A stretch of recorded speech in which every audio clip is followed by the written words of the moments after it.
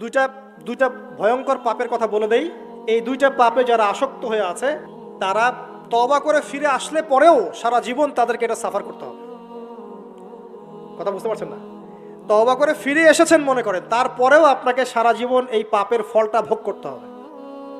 এক, মাদকদ্রব্য দীর্ঘদিন সেবন করেছেন, তওবা করেছেন, ফিরে এসেছেন, আল্লাহ হয়তো মাফ করে দিয়েছেন, আল্লাহ পাক মাফ করে দিয়েছেন, বাট আপনি আপনার দেহের যে ক্ষতিটা করে ফেলেছেন এটা পোষাতে পারবেন না। এক নাম্বার। দুই, তখন আপনি যদি বিয়ে করেন আপনি স্ত্রীকে সন্তুষ্ট করতে পারবেন না। হ্যাঁ। দুই নাম্বার হচ্ছে এই যে গোপনে যুবকরা যে পাপটা করে, মাস্টারবেশন, যেটাকে আমরা বলি হস্তমৈথুন, এই পাপ যেসব যুবকরা করছে বা করে, এবং অ্যাভেলেবেল এই পাপটা সবাই করে, কারণ এখন পর্নের যুগ, পর্ন দেখলে তো আর কোনো উপায় নাই, তখন তো এই পথেই যেতে হচ্ছে, নিজের উপরে নিজেকে জুলুম করতে হচ্ছে। যারা হস্তমৈথুন অভ্যস্ত হয়ে গেছে এরা যদি তওবা করে ফিরেও আসে, শরীরের যে ক্ষতিটা হয়েছে এটা পূরণ হবে না কখনো।